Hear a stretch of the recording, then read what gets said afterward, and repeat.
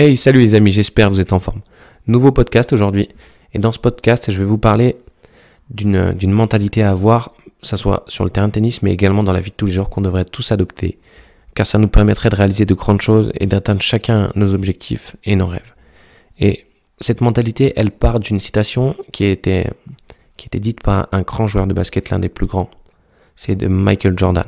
Michael Jordan, il a dit « Si tu abandonnes une fois, cela peut devenir une habitude. Donc n'abandonne jamais. Ne prends pas cette mauvaise habitude. » Voilà, donc je vais te parler de ça et comment ne pas prendre cette habitude, mais par de petites actions tous les jours. Mais avant ça, est-ce que tu es allé dans la description et tu as téléchargé ton guide que je t'offre qui va te permettre de penser comme un champion, comme Jordan, comme Michael Jordan, comme de grands athlètes, comme Rafael Nadal, comme de grands entrepreneurs, comme de grands présidents qui vont te permettre d'évoluer, de progresser et surtout d'avoir l'état d'esprit de quelqu'un qui a réussi de grandes choses. Pour ça, tu vas dans la description, tu cliques sur le lien et tu vas pouvoir télécharger ton guide gratuitement que je t'envoie directement par mail. Pour ça, dans la description, tu cliques sur le lien et tu l'as gratuitement, je te l'envoie directement par mail. Donc fais-le tout de suite parce que pour l'instant, il est encore gratuit, mais dans très peu de temps, il deviendra payant. Donc si tu veux en profiter encore gratuitement, dépêche-toi. Donc on revient à Michael Jordan qui nous dit que si tu abandonnes une fois, ça peut devenir une habitude. Donc n'abandonne jamais, ne prends pas cette habitude. Moi, le truc c'est que ça c'est facile à dire de jamais abandonner, mais comment le comprendre et comment le faire? Parce que des fois, le chemin il s'assombrit un peu, la tempête elle éclate, c'est dur dans ta vie tous les jours sur le terrain, et tenir la barre ça devient difficile, tu vois, ça devient difficile de garder le bon cap, d'avancer toujours dans ce que tu voulais faire. Tu te dis, je ferais mieux d'abandonner, j'aurais moins d'énergie, et ça serait plus facile.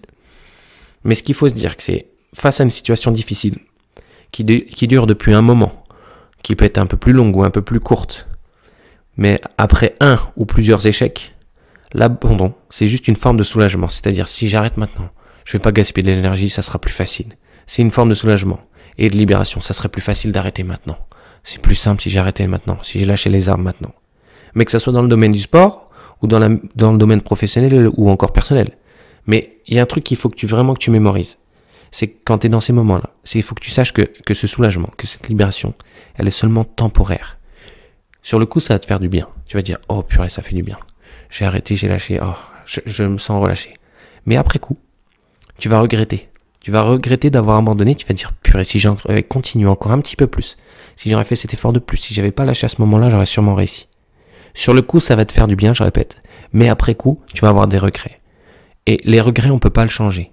Ça veut dire, si tu as des regrets, ils sont passés, tu peux plus les modifier. Et moi, personnellement, je déteste avoir des regrets, c'est-à-dire, j'ai pas fait telle ou telle chose, je suis pas allé jusqu'au bout des choses.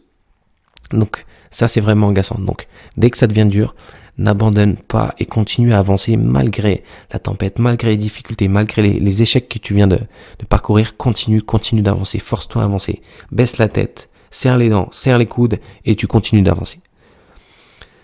Comme je te dis, tôt ou tard, les regrets, ils feront surface un jour ou l'autre.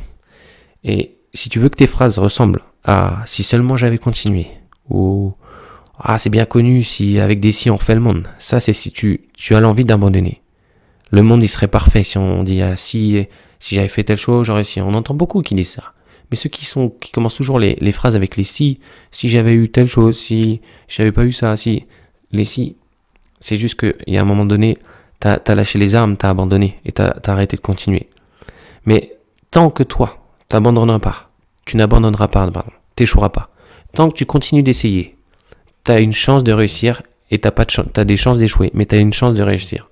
À chaque fois que tu n'abandonnes pas, que tu continues une fois de plus, tu as de nouveau une chance de réussir. Donc si tu continues tout le temps d'essayer, tu vas tout le temps au moins réussir au moins une fois à un moment donné. Donc, ce qu'il faut dire que c'est un échec, c'est pas définitif si tu persévères. Si tu rates et que tu continues, c'est pas un échec, c'est juste un apprentissage. Donc en fait, il faut que tu arrives juste à modifier ton attitude face à l'échec et ça déterminera s'il s'agit bien d'un échec ou le début de ton succès. Un échec, un abandon, ça veut dire que tu n'essayes plus. Par contre, le début de ton succès, si tu rates et que tu recommences, tu es déjà en train de réussir. Même si tu rates la fois d'après. Si tu recommences, tu es déjà en train de réussir. C'est dans ce sens-là qu'il faut le comprendre. Et l'image très très simple, c'est qu'un enfant qui apprend à marcher ne s'arrête pas à sa première chute, ni les suivantes. Il persévère jusqu'à ce qu'il marche. Est-ce que tu savais que l'enfant, avant de réussir à marcher, il tombe en moyenne, c'est une moyenne, 5000 fois. Ça veut dire qu'il y a des enfants qui tombent peut-être 10 000 fois et d'autres un petit peu moins. Mais tu te rends compte, c'est comme si toi, tu n'arrivais pas à faire quelque chose et tu essayé 5000 fois avant de réussir. Je mettrais ma main à couper qu'au bout de même pas la millième, t'arrêterais déjà, pour la majorité des gens. Est-ce que c'est vrai ou pas? Pose-toi cette propre question. Est-ce que tu essayes 5000 fois une chose que tu n'as pas réussi? Est-ce que tu as déjà essayé 5000 fois une chose que tu n'as pas réussi? Peut-être que oui, mais j'en doute. Les personnes qui ont essayé plus de 5000 fois quelque chose, d'une manière différente, bien sûr, à adapter en fonction des retours, des erreurs, on les compte sur les doigts d'une main. Il y a très peu de personnes qui ont essayé 5000 fois quelque chose qu'ils ne voulaient pas. Donc ne prends pas l'habitude d'abandonner. Essaye de nouveau. Adapte, corrige, réessaye. Adapte, corrige, réessaye. Adapte, corrige, réessaye. Adapte en fonction du retour précédent.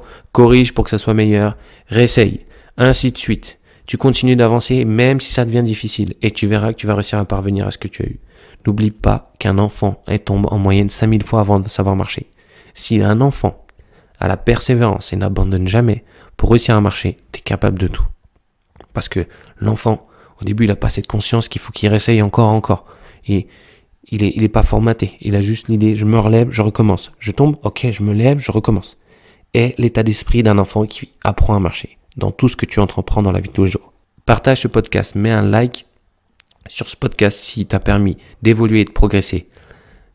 Identifie le plus de personnes autour de toi qui ont besoin de continuer, de persévérer et de ne pas abandonner pour pas que ça devienne une habitude. Et si toi aussi, tu as déjà abandonné sur certaines choses, n'hésite pas à me le mettre en commentaire et j'essaie de te répondre en message privé. Je te dis à très vite. Ciao, ciao.